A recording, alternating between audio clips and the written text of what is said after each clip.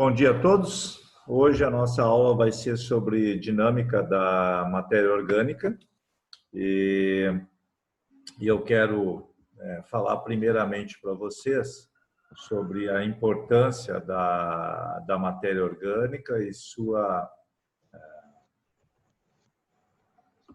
relação com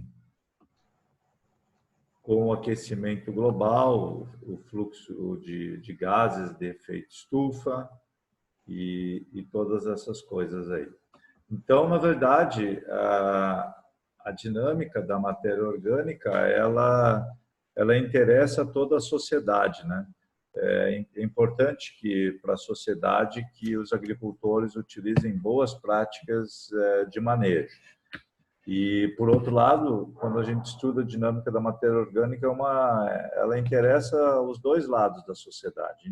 Interessa o agricultor, porque ele vai construir um solo mais produtivo, se ele conseguir recuperar o teor de matéria orgânica do seu solo, e para a sociedade, porque você vai tirar CO2 da atmosfera e vai armazenar temporariamente no solo. Vamos entender um pouco melhor tudo isso. Mas, falando um pouquinho sobre as mudanças, sobre as condições de efeito estufa, né? Na verdade, se nós tivéssemos a incidência da radiação solar direto sobre a superfície da Terra, nós teríamos um aquecimento muito grande, né? Então, por isso, nós temos que 30% da radiação incidente sobre a superfície da Terra ela é diretamente refletida, né? 25% para a atmosfera e 5%, então, né, que é o que vai ser refletido. Os gases de efeito estufa, eles bloqueiam parte dessa radiação infravermelha, provocando, então, um aquecimento. Se nós não tivéssemos esses gases de efeito estufa, essa quantidade de energia que seria refletida iria provocar um esfriamento da Terra. Então, na verdade, esses gases de efeito estufa, eles garantem com que a superfície da Terra mantenha uma temperatura que seja favorável à fotossíntese, à vegetação, a água está no estado líquido e a própria vida como nós conhecemos. Então, se nós não tivéssemos os gases de efeito estufa, a temperatura média da superfície da Terra seria de menos 18 graus centígrados. Média, porque nós teríamos locais que ela seria muito mais baixa que isso. E aí, o efeito estufa, em relação à temperatura média da Terra, que seria 15 graus centígrados, seria o ΔT, né? o aumento de temperatura que ele é associado a esses gases de efeito estufa. O assunto se reveste um pouco de polêmica, porque não há um consenso assim, nem político, nem científico. Embora eu diria para vocês que a maior parte dos cientistas acredita que assim, esse aquecimento global, primeiro, que a Terra está se aquecendo, e segundo, que isso está associado às emissões antrópicas de CO2. Entre os gases de efeito estufa, então, a composição dos gases da atmosfera, o nitrogênio, ele perfaz 78%, então aí a gente entende o papel das leguminosas, né, em trazerem esse nitrogênio para os nossos sistemas produtivos, e o oxigênio perfaz 21%. Os gases de efeito estufa, eles são aqueles outros, estão aqui nos outros. É realmente uma quantidade muito pequena, né? E entre eles aí, o CO2, o metano e o óxido nitroso são os de maior interesse na agricultura. CO2, metano e óxido nitroso.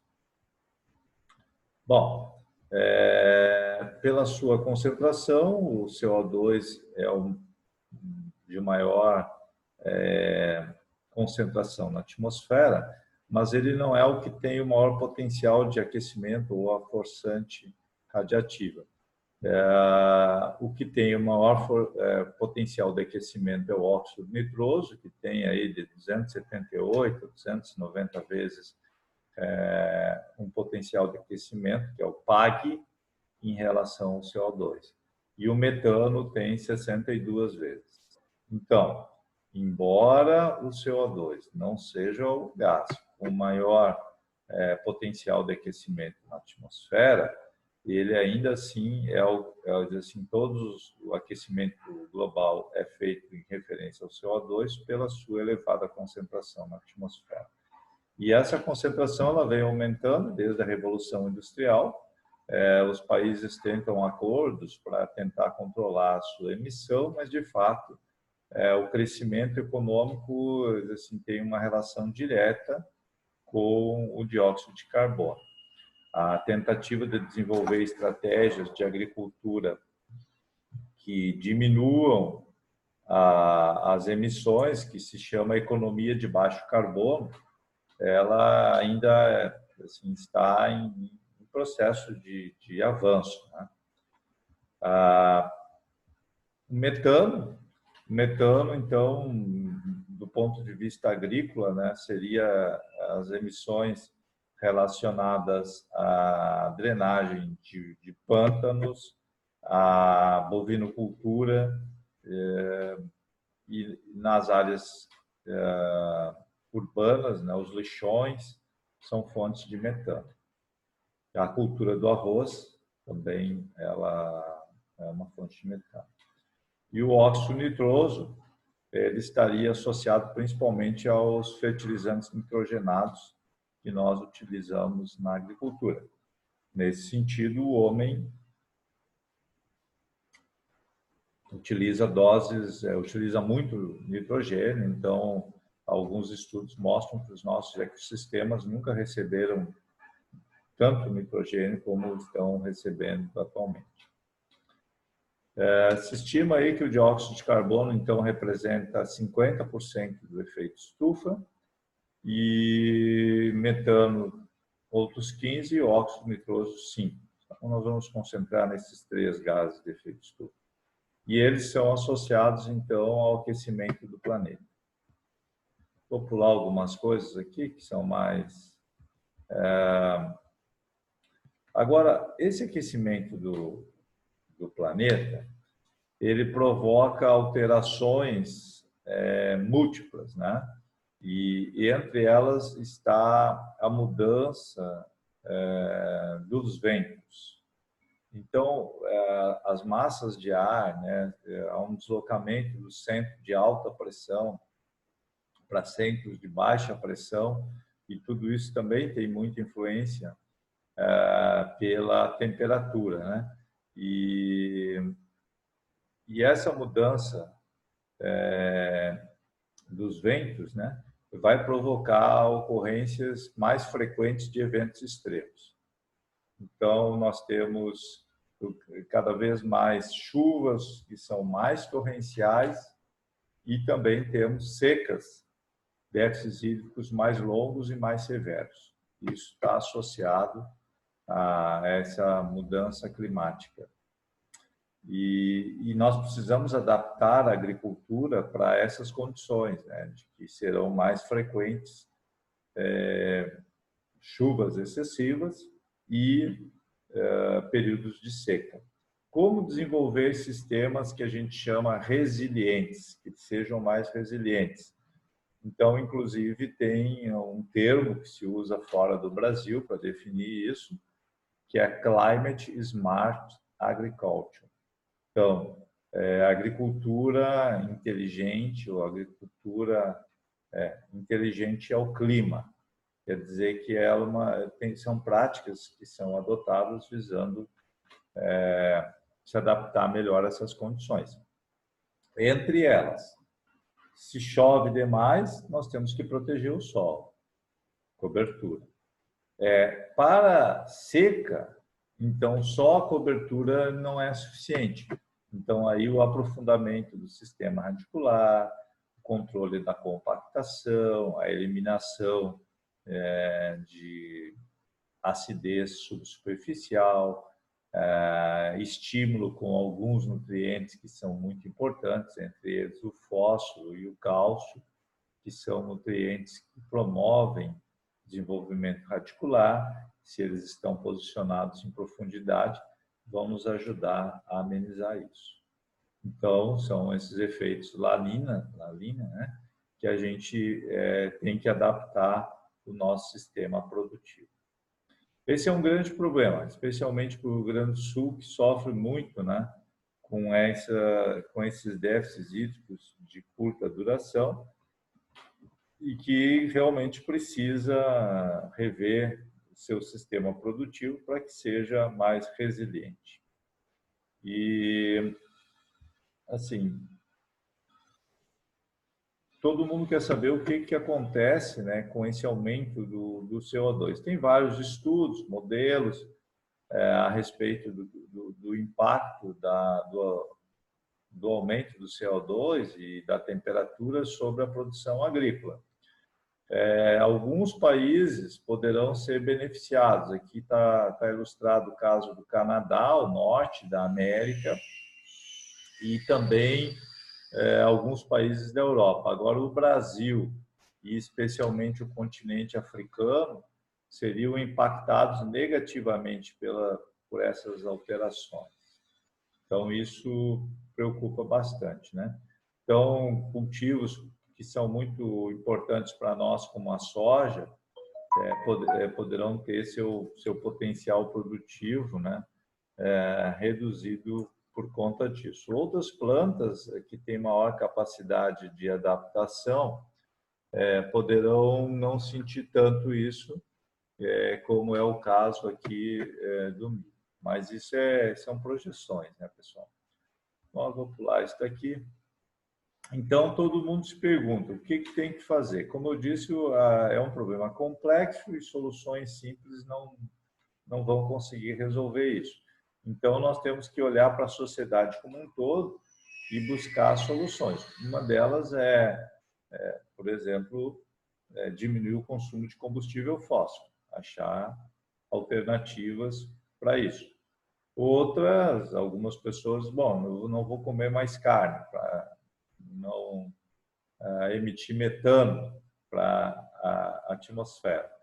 E no setor agrícola, então, tem exemplos da sociedade urbana, né? No setor agrícola, nós podemos modificar o sistema de produção, né, e estocar carbono. Então, são 3 teorias aí que o professor Serri nos mostra, né? A teoria de tentar controlar o clima, até agora o homem não consegue fazer isso, de adaptar ao clima, que seria essa de desenvolver sistemas mais resilientes e, nesse caso, controlar as emissões e aumentar a absorção de carbono, e a teoria de Gaia, né, que é não fazer nada e esperar que, ao final, tudo vai dar certo.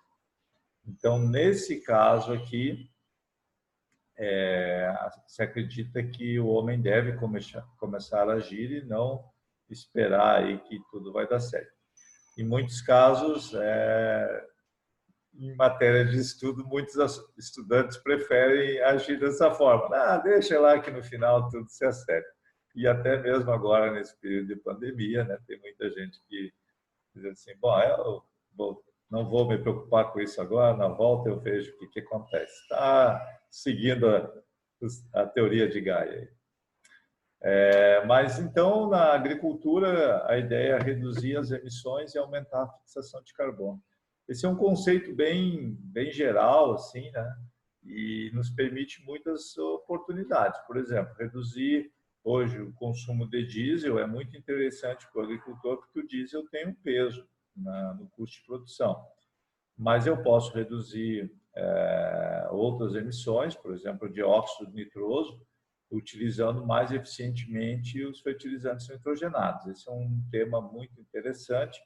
Você sabe que hoje a gente tem, o pessoal chama ureia protegida, ou outras fontes de nitrogênio que não necessariamente a ureia, que é sujeita a perdas por volatilização, se as condições climáticas não forem boas. A gente que teve a oportunidade de estudar fora do Brasil, aí, as pessoas que trabalham com nitrogênio, né, eles têm dificuldade de entender como que a gente faz a aplicação da ureia a lanço numa situação de bastante palha e de risco de falta de precipitação, porque essa seria realmente a ureia uma fonte que teria probabilidade de perdas elevadas por volatilização. E fora do Brasil, né, a diferença do preço da ureia para as outras fontes de nitrogênio é bem menor e, consequentemente, o pessoal prefere utilizar outras fontes de nitrogênio e incorporar esse material ao solo e não jogar, não fertilizar a lanço.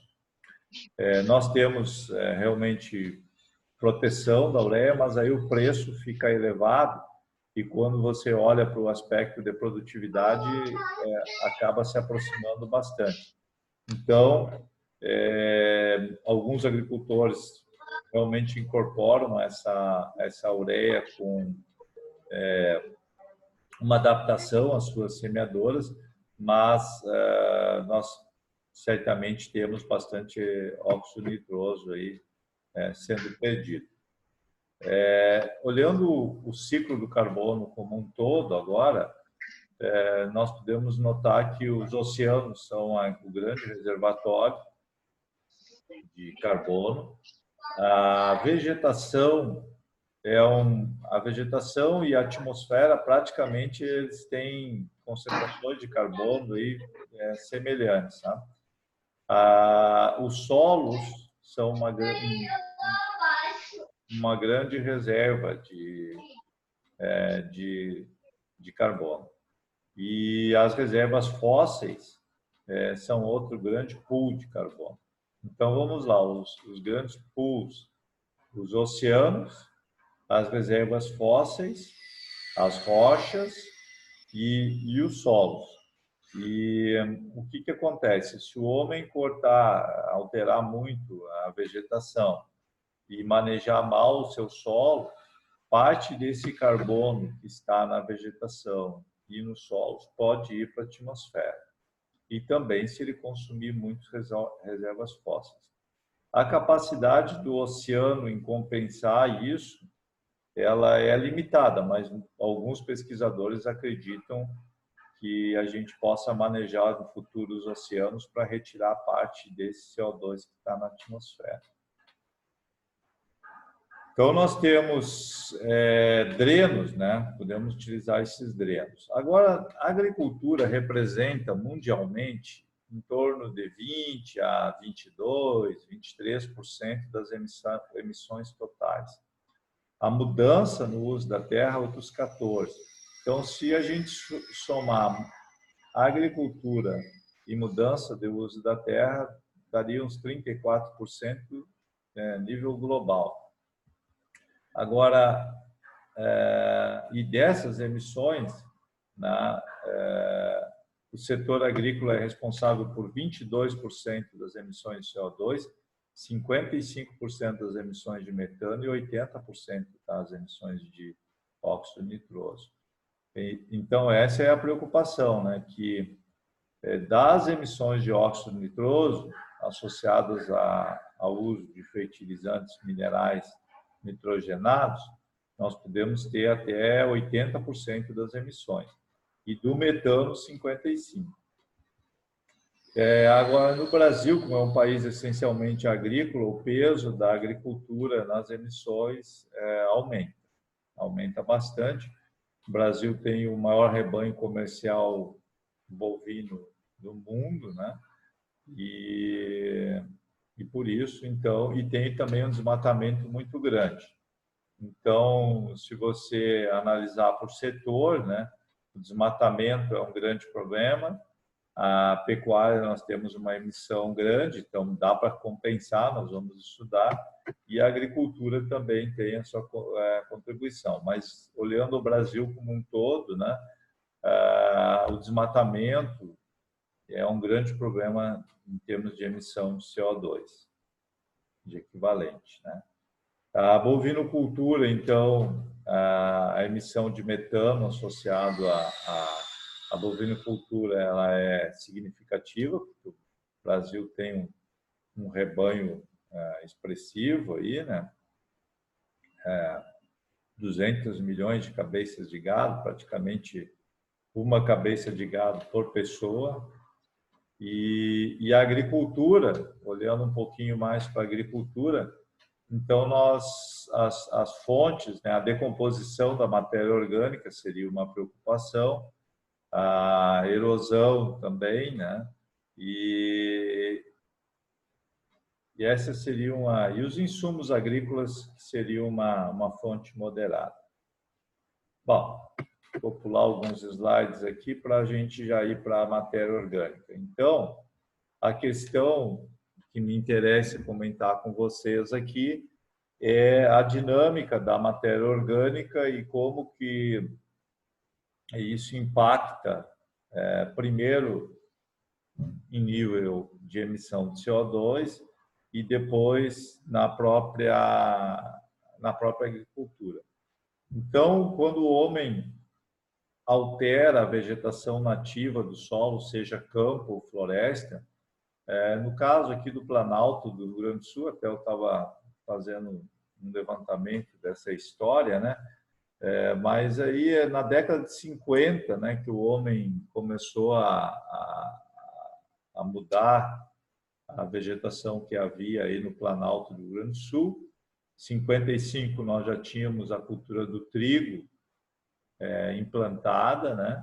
E a soja ela entra mais tarde, mas então inicialmente nós tínhamos trigo, milho cultivados aí de 1955 até 1980 por aí, tudo em preparo convencional. E aí durante esse período nós perdemos de 30% a 50% do estoque de carbono, de matéria orgânica que nós tínhamos no nosso solo. Porque nós ficamos aí 30 anos sob preparo convencional antes de reduzir a intensidade de preparo. E mais do que isso, não era só o preparo com queima dos resíduos. Então, no caso do trigo, se recomendava a queima dos resíduos. Então, vocês possam imaginar que a gente ficou 30 anos preparando intensamente o solo e queimando resíduos. Ora, isso aí realmente contribuiu muito para a diminuição dos estoques de carbono. Então, nós perdemos aí as estimativas que a gente perdeu em torno de 30% a 50% do estoque de carbono original dos nossos solos.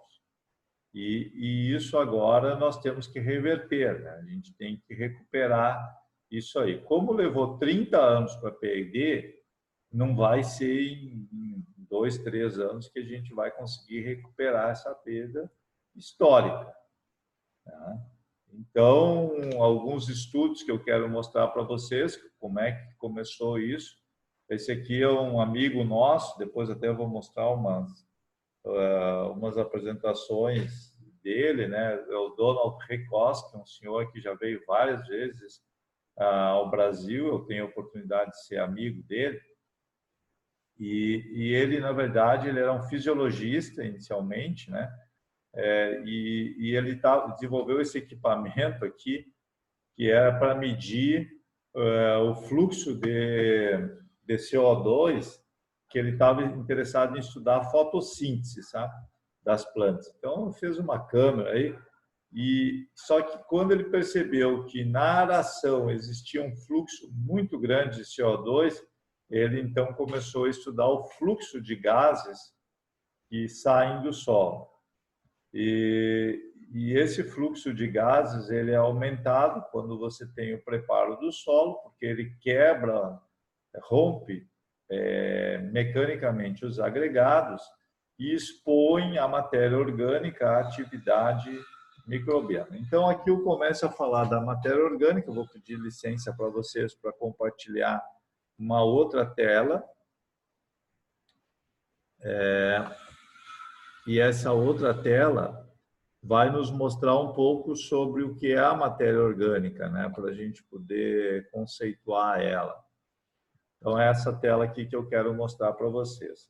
A matéria orgânica, um solo ideal, ele teria 5% de matéria orgânica, 45% da fração mineral, 25% de ar e 25% de espaço destinado à água. Então, vamos lá.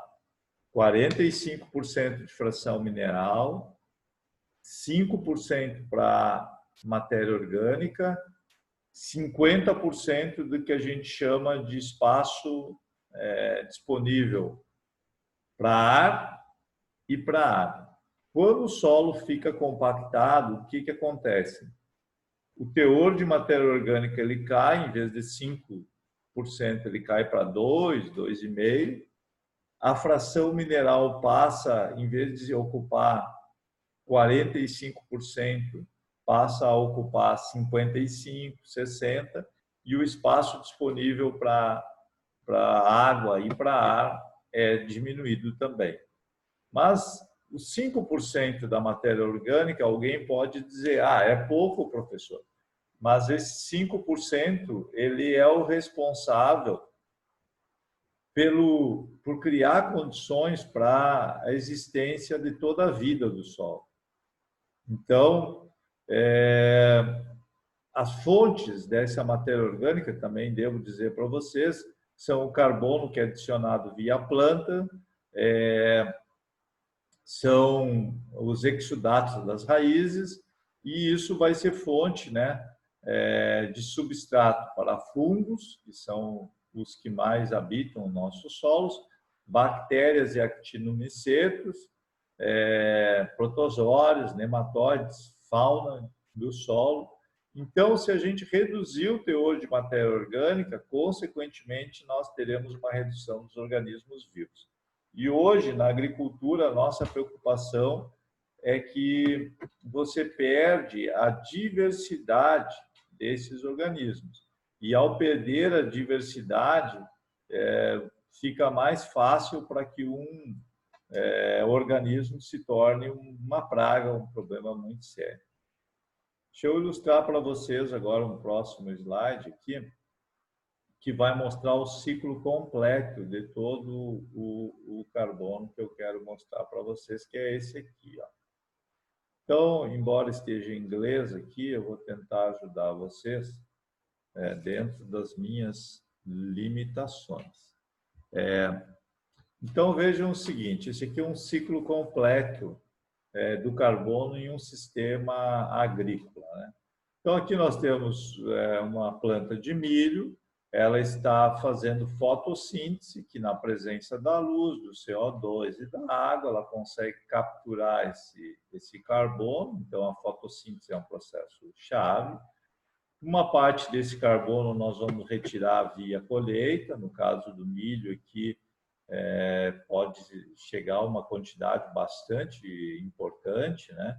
Então, se nós colhermos aí 10 toneladas de grãos, nós estaremos tirando aí de 5 toneladas de carbono, né, na forma de grãos. Mas o restante, umas 8 ou 10 toneladas de matéria seca, vai voltar ao solo e vai servir como uma fonte de carbono, né? E essa fonte de carbono, então, uma parte vai ser utilizada como substrato para a biomassa microbiana, formando uma matéria orgânica que a gente diz de lábil ou de curto tempo de residência no solo. Uma outra parte desse resíduo de milho, aqui os colmos, por exemplo, vão ter uma decomposição mais lenta e consequentemente, vão formar o humus, que é uma matéria orgânica mais estável. Então, essa é a matéria orgânica que vai ter um tempo de residência muito grande. Também essa parte dessa matéria orgânica lábil, uma parte pode ir compondo a matéria orgânica mais estável. Essa matéria orgânica lábil, uma grande parte dela volta para a atmosfera. Alguém vai dizer assim, mas então não é uma coisa boa. Não, é bom porque isso aqui, alguns comparam com o gasto energético que a gente tem numa partida de futebol, que o professor gosta de jogar, por sinal, mas ou você ir numa academia, ou numa corrida, uma caminhada, você está liberando CO2, mas aquilo ali você está produzindo uma energia, é algo bom. Então, de fato, o fato desta matéria orgânica lábil ser retrabalhada pelos micro-organismos é uma liberação de nutrientes como nitrogênio, enxofre, vários nutrientes que se encontram na matéria orgânica, e além do que, o que vai fazer com que a biota do solo funcione.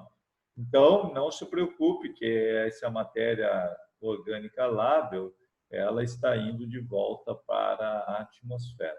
E já a matéria orgânica estável, essa é aquela que vai ter uma taxa de liberação bem lenta, né?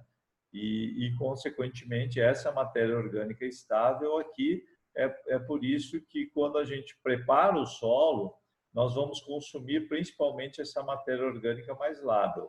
Essa matéria orgânica estável aqui, ela é pouco afetada pelo manejo. E a gente pode ter, inclusive, uma coisa que a gente não pensa muito, mas uma parte desse carbono pode ser perdido por lixiviação, carbono dissolvido, e outra parte pode ser perdido por erosão.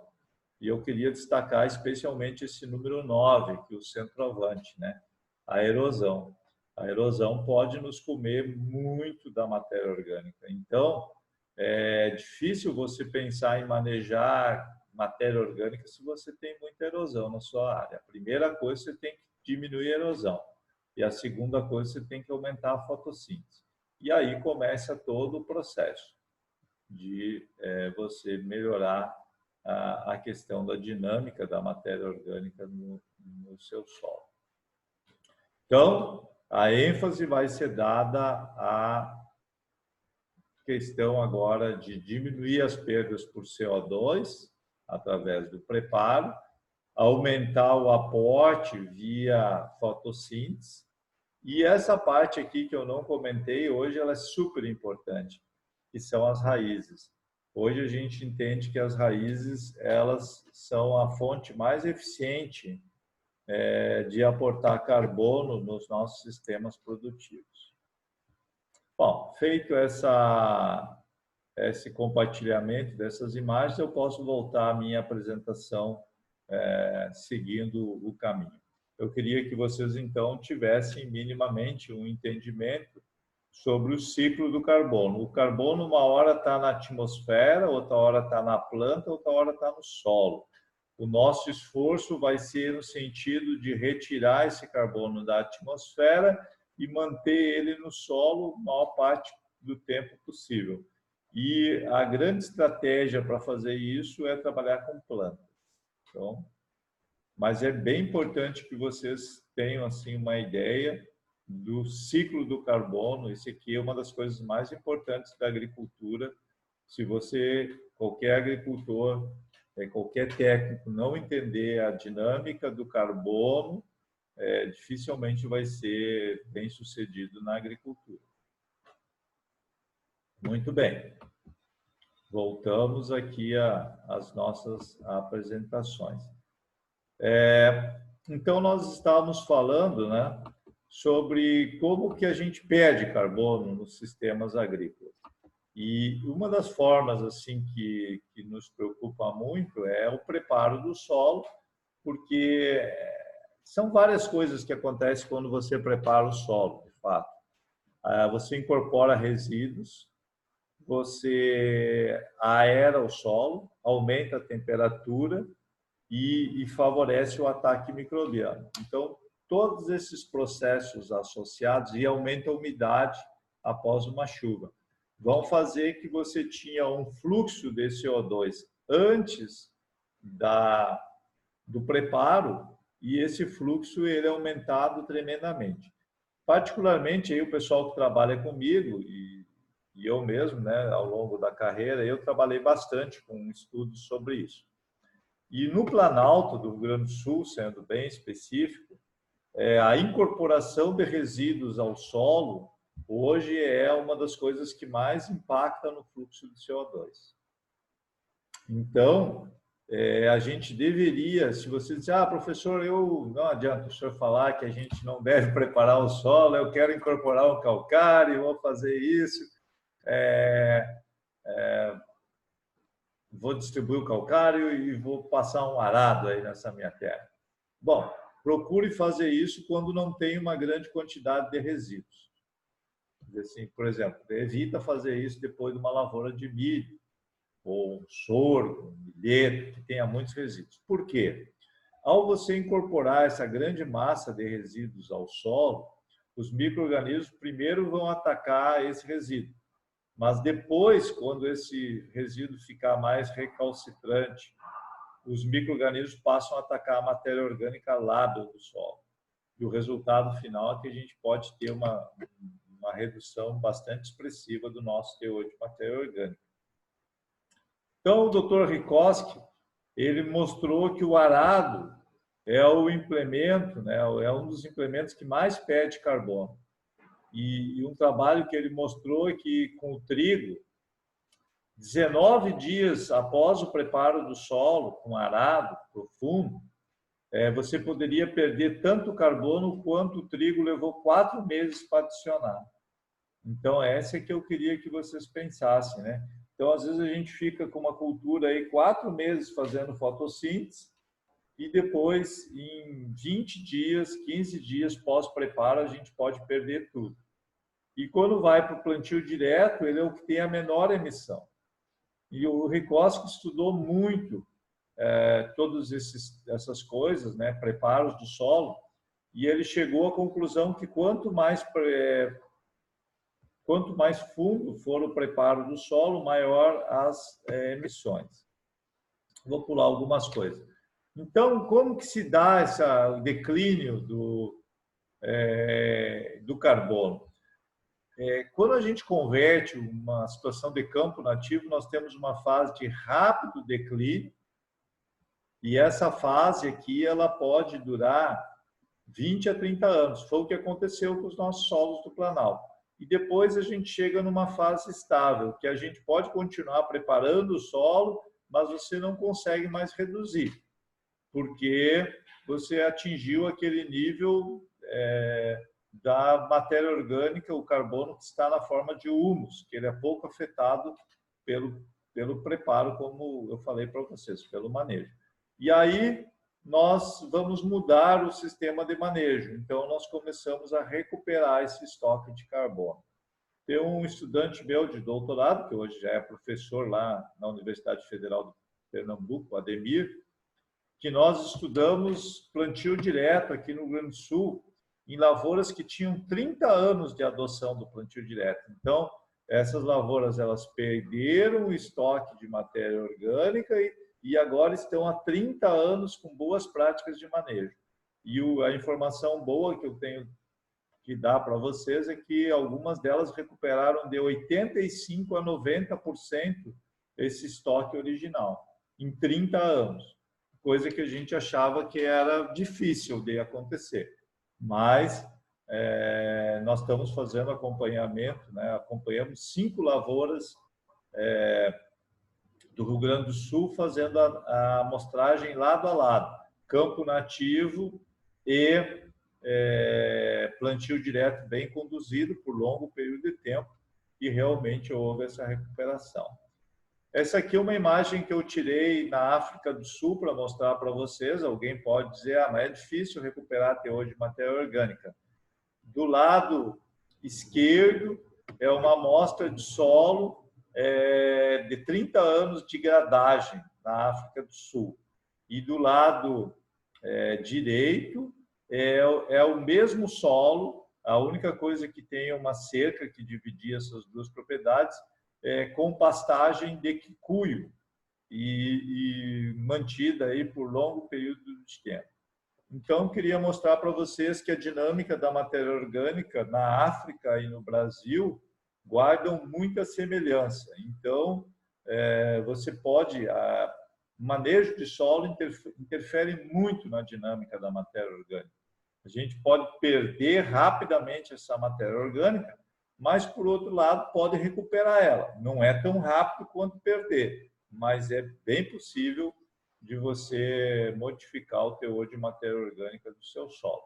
Embora eu tenho vários agricultores que se queixam bastante para mim, professor, eu estou fazendo boas práticas de manejo, o teor de matéria orgânica do meu solo não aumenta como eu gostaria.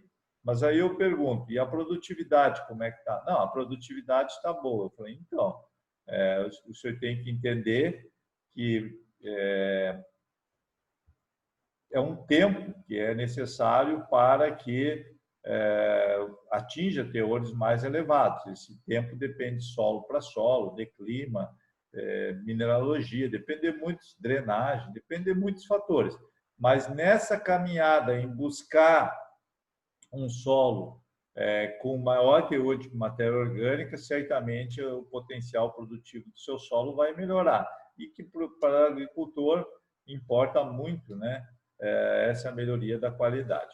Então, na verdade, a gente busca, né, entender melhor esse termo sequestro de carbono, acúmulo de matéria orgânica, né, e depende muito do tipo de prática que a gente vai adotar. Nós temos práticas que vão manter esse teor de matéria orgânica mais baixo, práticas que vão recuperar grande parte dessas perdas históricas de carbono, e nós temos, talvez, a esperança de encontrar um manejo que até supere aquele estoque inicial, embora isso é assim, um pouco teórico.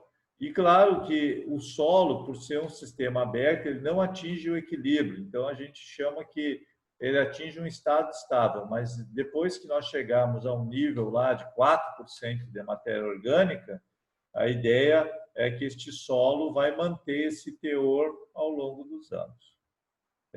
Então, tem um experimento que eu já concluindo a aula de hoje, que eu vou falar rapidamente para vocês, que é um experimento lá de Cruz Alta, que ele estuda o plantio direto e o convencional. Aqui estão nas cores da preferência clubística do professor, né? O azul representa o no-till, plantio direto, que seria o sistema que a gente quer promover. E o vermelho representa o sistema convencional, que é o sistema que a gente não gostaria de promover. O R0 é um sistema sem rotação de culturas, seria trigo, soja, trigo, soja, trigo, soja, praticado durante 35 anos. O R1 seria um sistema que só a rotação soja-milho no verão. Então, só aveia-trigo no inverno. Então, o R1, a rotação é soja, sempre soja no verão, um inverno com aveia, o outro inverno com trigo, mas a soja sempre no verão. E o R2 é o sistema que entra rotação de inverno e rotação de verão. Então, você tem trigo, aveia mais ervilhaca no inverno, fazendo rotação, e soja rotado com milho. O milho sempre precedido da aveia mais ervilhaca. Então, você tem 3 rotações e 2 sistemas de preparo do solo. E aqui eu trago para vocês o que aconteceu, né, nessa área. Olha, eu disse para vocês que lá em Cruz Alta, eu estava estudando isso, né, a conversão para a agricultura ocorreu em 1950, mas era uma agricultura de subsistência. A intensificação do uso da terra ocorreu a partir da década de 60, 55, 60, inicialmente com a cultura do trigo, e aí houve um rápido declínio do teor de matéria orgânica. Aqui na década de 70, final de 60, a soja entrou, e aí a área de cultivo aumentou substancialmente, fomos perdendo estoque de matéria orgânica até chegar naquele estado estável. Ali em Cruz Alta, com base nos dados do experimento, nós perdemos em torno de 25% a 30% do estoque de matéria orgânica. Alguém vai dizer, ué, professor, mas não era para ter perdido mais? Bom, depende da mineralogia. Esses solos aí são ricos em óxidos, tem um teor de argila, no caso do experimento, aí perto de 60%, e que protegeu essa matéria orgânica. Perdeu 25% a 30%, e aí, em 1985, foi implantado o experimento. E nós viemos acompanhando aí, junto com o pessoal da Fundacep, CCGL, Benhur Campos, Jackson Fiorin e outros, que foram meus orientados aí, de doutorado em Santa Maria, e que trabalharam com os dados do experimento. Naquele sistema de preparo convencional e trigo, soja, diminuiu um pouquinho o teor de matéria orgânica depois de 32 anos, mas não foi muito, já estava no estado estável. O plantio direto, sem rotação de culturas, praticamente não adiantou nada. Trigo, soja, trigo, soja. O preparo convencional com rotação de inverno também não adiantou. Já o plantio direto com rotação de inverno já deu uma boa recuperada. E o sistema que mais recuperou o estoque de carbono foi o plantio direto com rotação completa. Então, de novo, primeiro, sob preparo convencional, mesmo a rotação de culturas, que é o sistema R2, a gente não conseguiu recuperar lá muito estoque de matéria orgânica, porque nós estávamos adicionando e estávamos, ao mesmo tempo, perdendo pelo preparo convencional. E quando a gente combinou alta adição e adição diversificada com o plantio direto, aí sim que a gente conseguiu recuperar o estoque de matéria orgânica, né? E isso aqui foi indo, e hoje nós estamos aí com 80% do estoque recuperado. Então, esses experimentos de longa duração são muito importantes. E aqui a gente pode ver aonde que se deu essa recuperação. Aqui analisando camada por camada. E já está nas cores do Grêmio e do Inter aí para fazer um aquece, um esquenta aí para o Grenal que vem em seguida, aí, quando voltar tudo isso aí, né? Então, veja o seguinte, o plantio direto ele promove um ganho de carbono bem importante na camada mais superficial, aí, camada até 10 centímetros, o plantio direto tem um ganho. Na camada de 5 a 15, como o convencional incorpora os resíduos nessa camada, às vezes nós temos um ganho de carbono aonde que você incorpora, que seria essa camada dos 10 a 15, mas depois dos 15 aos 30, o plantio direto volta a ganhar carbono de 30 a 45, supostamente aqui pelo efeito das raízes e um pouco de carbono dissolvido.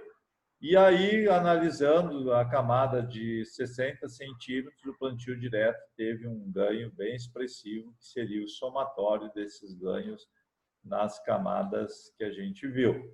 E hoje nós estamos amostrando a 1 metro, e essa diferença ela é bastante importante. Do ponto de vista de atividade biológica, eu queria mostrar para vocês que nesses 5 centímetros nós temos 80% da atividade biológica, e nesses 5 centímetros o plantio direto ele tem o maior ganho de carbono, e isso é muito importante.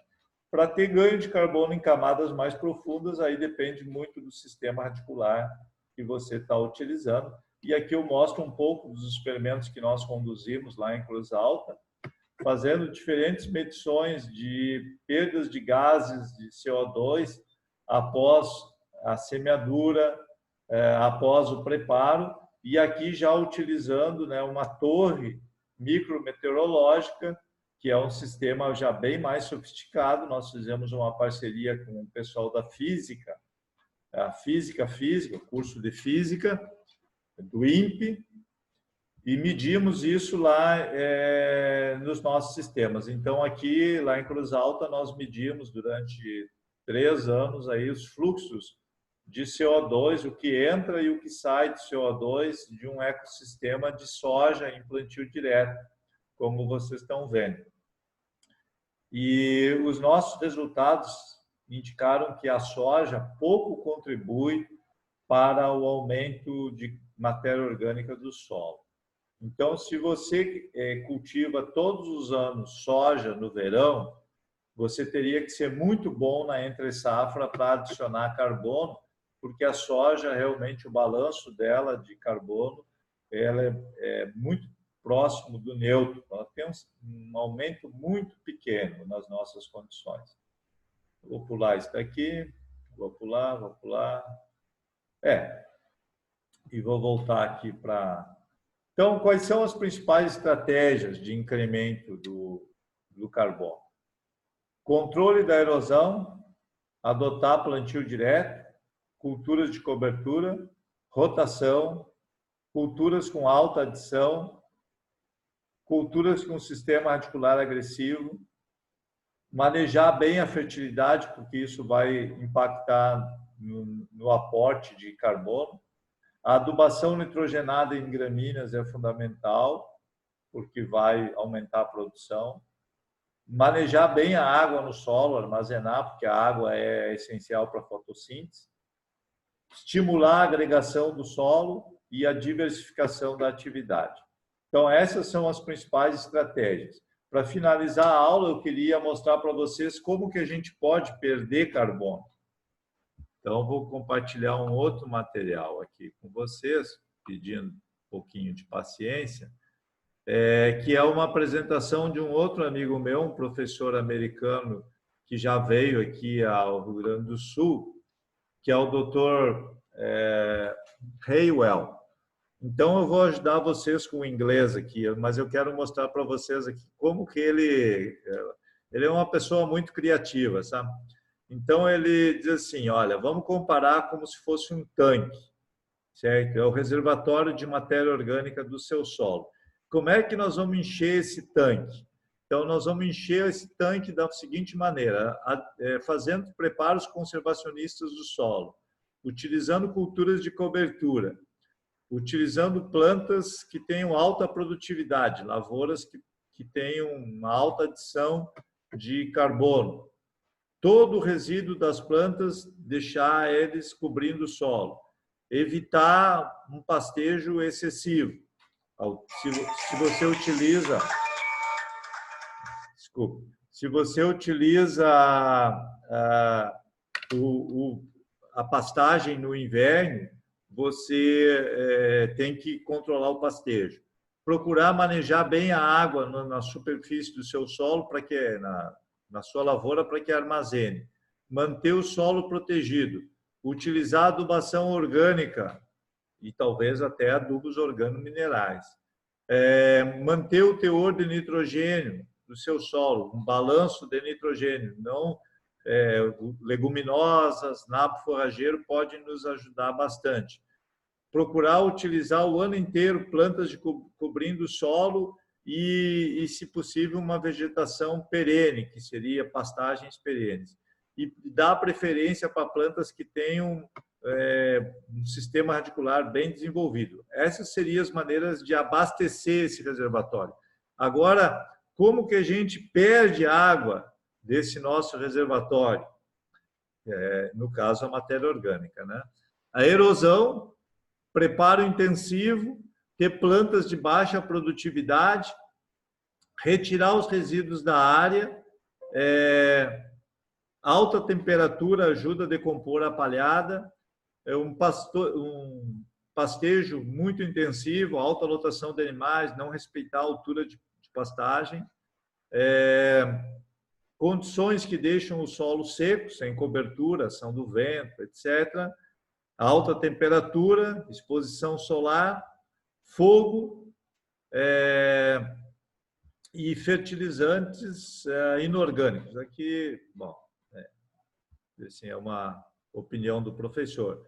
Excessivo uso de nitrogênio mineral pode decompor, mais resíduos e uma utilização de plantas que têm um sistema radicular pouco desenvolvido. Meus amigos, minhas amigas, então, esses sistemas que nós temos que entender um pouco como manejar essa matéria orgânica no plantio direto para aumentar ela. Então, esse é realmente, para mim, um assunto assim, que me apaixona, eu gosto muito desse tema, né? E o que eu tenho para contar para vocês é que nós temos, sim, agricultores que manejam muito bem a matéria orgânica do seu solo e que estão colhendo resultados muito interessantes. Então, na próxima aula, eu pretendo mostrar alguns cases de lavoura para vocês, mas e deixar também, assim, eu antes estava preparando essa aula e estava procurando no YouTube lá aulas sobre matéria orgânica, tem materiais bem interessantes de vários professores aí de várias universidades sobre como manejar a matéria orgânica. E eu diria para vocês que esse é uma das fontes de sucesso aí para a gente ter sucesso na agricultura, é manejar bem a matéria orgânica. É possível, é difícil, mas vale a pena. Então, os princípios são esses que eu falei para vocês. Solo coberto, mínima mobilização, utilização de plantas com sistema radicular bem desenvolvido, diversidade de atividade biológica, diversidade de cultivos e continuar fazendo isso por longo período de tempo. Também existem trabalhos que mostram que a adubação orgânica, se você utilizar fontes orgânicas, você pode acelerar esse processo. Então, isso também é bastante interessante, né? A gente combinar, se possível, as estratégias, porque aí nós vamos ter um resultado mais positivo. Erosão, compactação, pousio, fogo, todas essas são práticas que vão no sentido contrário àquilo que nós estamos falando. Meus amigos, minhas amigas, desejo um ótimo final de semana para vocês. Esse material vai estar disponível e espero reencontrá-los a semana que vem. Muito obrigado aí. Um abraço, pessoal. Feito, professor. Valeu. Tchau, prof. Valeu. Feito. Tchau, tchau. Tchau. Olha a camisa do Colorado. Abraço, do Anderson professor. aí. Ei, seu Anderson. E o mate do Lucas, vai. Isso aí, pessoal. Valeu. Um abraço. Feito, galera. Feito, professor. Tchau, gente.